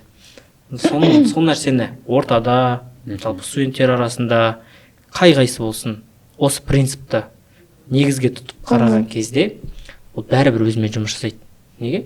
Сен өзің надан болсаң, надандықпен қалай күресесің деген категория шыға келеді. Сондықтан да жалпы заңдылық болсын, не болсын, кім болсын, барлығымыздың мақсатымыз тұңғыш сияқты болып кетуден қоғамды қашыру ғой. Это точка сосы. Тұңғыш енді тұңғыш қашып кетпеді, тұңғышты қашырды, иә? Босатты дейікші, бостандыққа шығарған өнекей болатын. Тұңғыш қашып қайда барды, не істеді? Енді міне сүйекші болу сәтіне кеп алдық. Азғын алды. Азал. Айдана қайда қашты ол? Саған сұрақ. Қашты? Қашқанда да ол еркіндікке шықты делік. Аха. Бірақ ол өмірінің стандартынан, өмірінің бір қалыптылығынан қашқан жоқ. Оған сол жақсы болды. Ол тағдырмен уже көндікті, көнпіс адам. Өзі өз табиғаттан көнпіс адам, бәріне көніп жүре береді. Ол қашты деген күннің өзінде де сол жаңағы жаман заттардан қаша алмады. Қашпады, нәтижесінде не болды? Сол жаңағы әкесі сияқты күйбең тіршілікпен айналысты, диуана болды, артынан сүйекші болды. Сөйтіп жүріп, бір күні өмірінің еш мәнісі жоқ, мағынасы жоқ болып қайтыс болып кетті. Ол сол жаңағы әрекеттен қашқан жоқ. Өмірінің жаңағы бір мақсат қояйыншы мен деп өйстіп талпынған да жоқ. Белгілі бір заттан қашты деп айта алмаймын. Қашқан жары енді еркіндікке қашты. Қаш дегеннен кейін енді қаш кетті. Еркіндіктің да несін білмеді де ғой, дәмін де білмеді ғой. Дәмін де білмеді. Еркіндікке қашудың өзі оның бойында бір еркіндіктің болмағанын байқатады. Негізі еркінді бар адам қашпайды ғой. Қайда деген нәрсенің өзінде ол парадокс болып қалады. Еркіндігі бар болса, онда не үшін қашасың еркіндікке? Шықтым жаңағы ауылдан шықтым деді, бірақ оның мына бір жерінде бірдеңе тұрған сияқты. Жібермей тұрған сияқты, еркіндікті сездірмей тұрған сияқты. Санасының уланып қалғандығы ма, болмаса сондай бір әлде сағынып қалғаннан кейін ба, ол еш заттан мысалы мен айта алмаймын қашты деп. Әйтеуір өмекей айтты, қаш деді, шық деді. Ол тіпті қаш деген күннің өзінде қайда деп сұрады. Ол қаш дегенде ұғу керек еді, қайда баратынын бір енді алдына мақсат қойған уақытында ұғасың ғой сен қайда бара жатқанды, не үшін бара жатқанды. Ол тіпті қайда деп сұрайды. Сосын айтады, білмеймін басың ауған жаққа қаш деген уақытында. Мырзекем өлтіріп қояды ғой мені дейді. Ол сонда білмейді, ана қашып кеткен уақытында оны сол үкітай іздей ма, іздемей ма. Мен қашып кетсем де әйтеуір бір жерге тығылып жүріп тірі қалам ғой деген сияқты олай мақсатта болмады ғой. Сол сан түрлі сұрақтармен қойып қойғаннан кейін әйтеуір ауылдан шықты, болды, ары қаратай. Сұрақ көкейінде сұрақ болмаған соң ол қайда деп қоя салады да. Қайда? Бірінші сұрақ екен ғой онда шыққан. Қайда? Сұрақ бар екен ғой басында. Таңғал. Қашып бара жатып сол диванаға жолықпай ма? Иә, диванаға жолыққан. Ол диванаға жолыққан күннің өзінде де ол ен далада жатқан уақытында дивана сол жаңа қасына өтіп кетсе шал. Не болар еді? Жататын еді сол жерде қайтыс болып. Аштан аш, жалаңаш. Ал енді сол дивананың келгені ол Құдайдың жібергені ме әлде ол сәйкестік па? Тағдыр ма? Не ол? Себеп деп қарайсыңдар ғой. Себеп? Өйткені көңілі жұмсақ адамның күрмеуін Құдай шешеді дейді ғой. Бәлки кімнің бойында бағана айтты ғой, ешкімге жылымдық көрсеткен жоқ деп. Не жақсылық көрсеткен жоқ. Бәлки біреуге жақсылық өтпеуінің көңілінің жұмсақ болуында шығар деп ойлаймын да. Бәлки бір тылсым күш оған дивананы жіберіп қойды. Тәңір жарылқасын сізді деген сөз бар ғой. Осы сүйекшіге айтылып тәңір жарылқасын. Тәңір жарылқап сондай болды ма екен. Енді сол диванамен кездескен сәтте сүйекші болғандығын айттық. Диванамен кездескен сәтте мынандай бір қызық сөздер бар. Бүгінгі күнде де ол сөздер айтылады. Бірақ белгілі бір жағдайда ғана. Мәселен ол иманды болыңыз деген қазақ сөзі. Қаралы хабарда, қаралы жағдайда, қаза болған жағдайда ғана иманды болсын деп айтып жатады. Осы сөз тұңғыштың да өмірінде кезігеді. Дәл осы дивананың сүйекшіге айтқан сөз ғой, иманды болыңыз деп айтты. Дивананың өзіне айтқызып тұр ғой.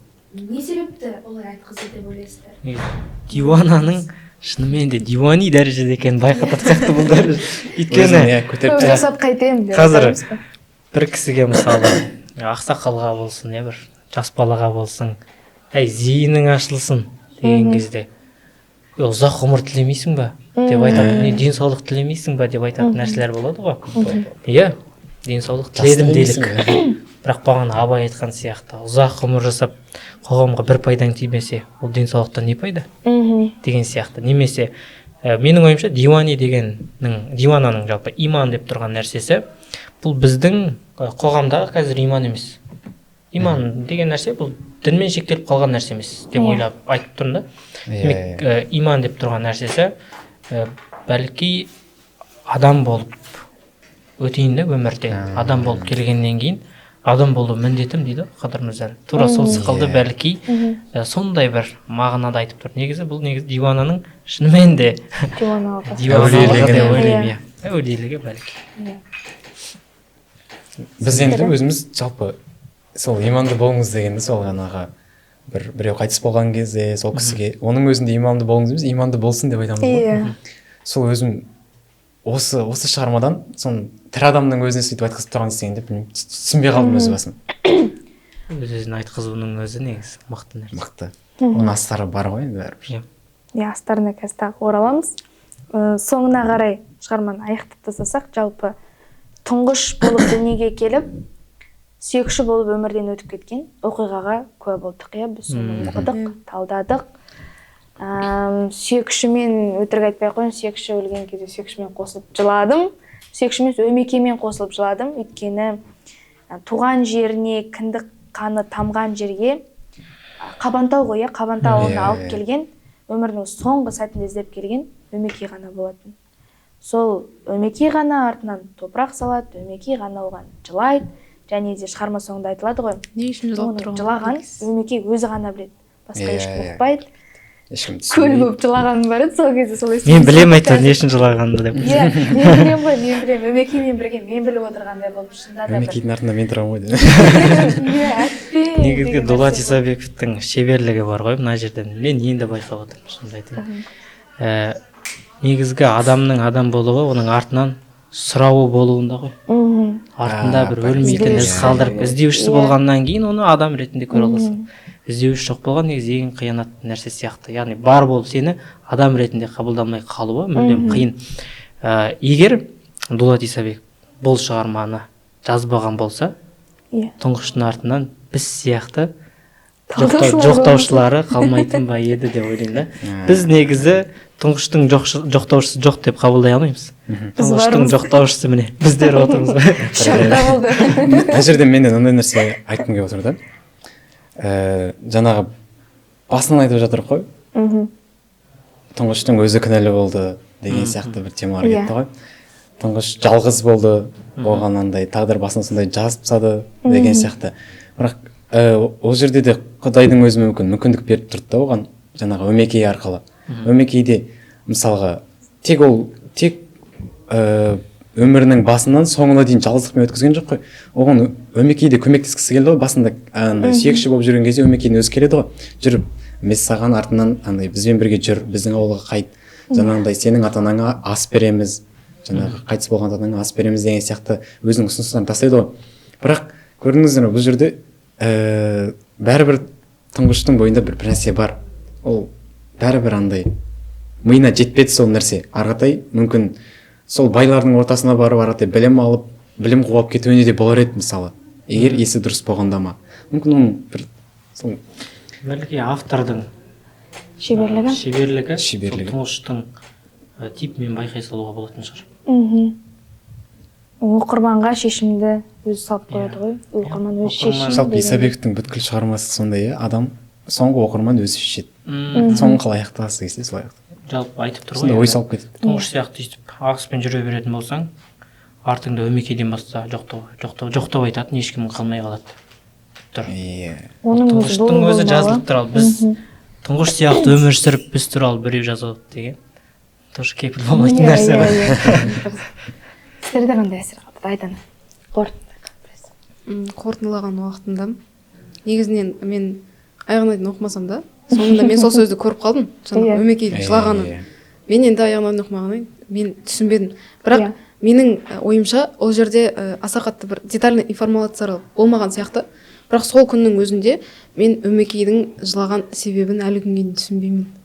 негізінен былай соңына дейін оқып көру керек шығар. Сол жаңағы бір детальді мүмкін мен Бастайық қайтадан қасынан түсіндірейік. мен бүгін сол жерін оқыған уақытында сондай ой қалдырған еді. Бірақ жаңа Сұлтанбек бір айта кетті ғой, адамның адам болуы сол жаңа артынан сұрау болуы деп. Менің ойымша да солай. Сен адамсың, өміріңді сүріп болдың делік, сенің артыңнан сұрау болмаса, сенің ен далада өзің жалғыз өліп кететін болсаң, сенің денең топыраққа сіңіп кетеді, болды. Сенің артынан не Құран оқылмайды, не сұраушың болмайды, не сені жерлейтін адам болмайды. Сонда сен жаңағы далада өліп кеткен жаңағы жануармен, құр сүйегі су болып өтіп кеткен жануармен сенің қандай айырмашылығың бар? Егер де сенің артыңнан сұрау болмаса, сені сұрап келетін, бір іздеп келетін адам болмаса, жоқтайтын адам болмаса. Демек сұраудың өзі қызметпен өлшенеді ғой. Жоқ, адамның артынан жаңағы сұрау қалуы дедіңдер ғой жаңағы. Менің ойымша өмекей ол жаңағы аманатқа дұрыс ие бола алмадым деген үшін жауап деп ойлаймын меніңше. Меніңше соның ана ол келгеннің өзінде де жаңағы аманат екенін біліп тұрады ғой. Аманаттың түрі сол кездегі бала аманат, бізге берген бала аманаттың өзі түрі мынандай болып кетті деген сияқты айтады ғой.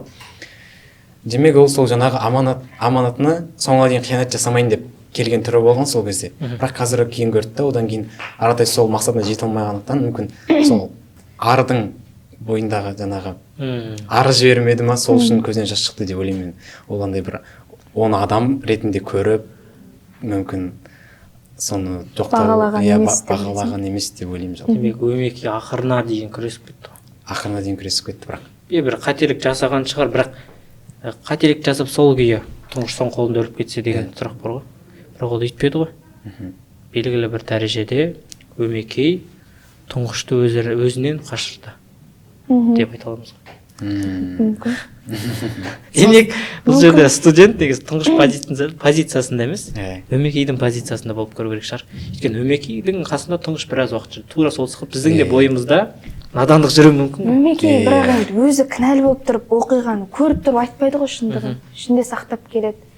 Ана баланың жазығы жоқ екенін де айтпайды. Оны ана байдың баласын өлтірген оның әкесі еместігін де айтпайды. Ол соны қаншама жыл 31 жасына дейін сүйекшін 31 жасына дейін сақтап келді ғой ішінде. Одан кейін барып қашырып жүрген деген адам өз шындығын мойындамай, соны аузына шығара алмай, өзімен өзім болайыншы, сол өтірігім жүре берсін дегеннен қашырып тұр ғой просто, значит. Бұл енді қоғамда мынандай типтер бар ғой. Қашырудың өзі бөлініп кетті ме сонда? Білмеймін. Біреуді кінәлаған емес. Бәлки жоқ та шығар. Менің қиялым деп есептейік. Сіздің қиялыңыз. Білімсіз адам да өзін білімді көрсете береді ғой. Деген сияқты нәрсе ғой. Бірақ ол білімсіз болып кетуден көрі бір күні мойындап, соны қашырғаны абзалырақ қой. Әрекет етті дейсіздер ғой. Ол өмекей ештен кеш жақсы деп айтпадым, ештеңе айтпадым. Ештен кеш жақсы, әйтеуір 31 жасында болса да аман қалсыншы осы деген сияқты. Қашырып жіберді ғой деп. Қашырып. Бірақ соңында бәрібір сол өкінішпен жылаған шығар. Неге айтпадым? Кеудесіне сыймай кетті. Айта алмай кетті. Осының осындай күйге түсіп, осының осындай күйге түсіп, осындай болып кеткеніне жаңағы өкінішпен жылаған шығар. Кеудесіндегі өкініш жібермей. Сұрақ көп қалдырады, иә? Тым құрғанда енді сүйекшінің бір арман мұратын мақсатын орындап әке-шешесіне Құран бағыштасам деді. Оған жетпесе де сүйекшін ауылына әкеп тағы бір мұратына жеткізгендей болды енді өмекей.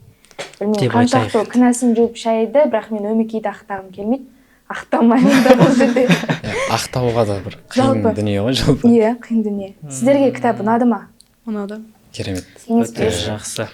Сондай бір 80 беттік кітаптың ішінде соншама оқиға, соншама ой қалдыратын заттар өте көп. 80 беттің ішінде 80 түрлі тұңғыштың позициясын көресіздер ғой. Иә, керемет. 88 түрлі есімі қоса бар. Жақсы, барына келсем, пікірлеріңіз үшін көп рахмет, талдау үшін рахмет. Енді өздеріңіз білетіндей, бізде жақын арада ғана осы сүйекші кітабын талдау, кәдімгі оқырмандар көбіне отырыс өткен болатын арнайы. Сол жерде біз жаңа тоқталдық қой, диуананың иманды болыңыз дегені не себепті олай айтты деген сұрақ барымыздың көкейімізде болды. Тіпті шығарманы бірнеше қайтарып оқысам да, иманды болыңыз деуінің себебіне мен түп төркініне жете алмағандай болдым. Бірақ осы оқырмандар клубында әртүрлі адам, әртүрлі пікір, әркім әртүрліше өзінше талдайды ғой. Сол бір оқырмандардың арасында біздің Гүлден деген студент болды, талдауға келген. Бір бас жақсы, екі бас одан да жақсы деген сияқты әртүрлі ойлар келді бізге. Ойлар тоғысып Гүлденнің иманды болыңыз деген сөздегі түп төркін анықтаған өзінің бір ойы бар екен жазған. Мен сол Гүлденнің сөзімен аяқтағым келді. Нүкте болсын. Нүкте болсын. Гүлден былай дейді: иманды болыңыз ең жақсы тілек. Бірақ мен оны ешқашан дауыстап айтпаймын, тек ішімнен. Неге екенін қайдам, қазақ өліге иман, тіріге береке сұрайды. Өлі адамға иман не керек? Тірі кезінде иман жимаған адамға қанша иманы серік болсын десең де аздық етеді ау. Ең алғаш осы ой Дулат Исабековтың Сүйекші повесінен кейін туды. Тұңғыш диуана кемпірге көп жасаңыз дегенде, диуана кемпір көп жасап қайтем, иманды болыңыз дегенін ұзақ қорыта алмай жүрдім. Есеге келе ғана адамды екі дүниеде иман ғана серік екенін ұқтым. Тірі қазаққа иманды бол деп тек ішімнен айтамын. Өлтіре алмай жүрсің бе деп шапалақ жегізіп жіберу ықтималдылығы жоғары. Білімді болуда, жетістікке жетуде, қарым-қатынаста иманмен өлшенеді екен. Бұл дүниеде иман жисаң, о дүниеде сол иманның серік болады. Ал иман дегенің менің пайымда қанағат пен мейірім. Осы екеуі бар жерде әділдік те, адалдық та, тазалық та, достық та, махаббат та тұрақтайды. Шіркен. Керемет. Гүлден топ. Гүлденге көп рахмет талдау үшін. Сіздерге көп рахмет. Қымбатты көрермен, сіздерге талдау ұнады деген ойдамыз. Осыдан кейін оқымағандар болса, Дулат Исабековтың Сүйекші повесін оқуға кеңес береміз. Жалпы кітап оқуға кеңес береміз, және де сіздерді өзіміздің оқырмандар клубында қуана құшақ жая күтетін боламыз. Көп рахмет.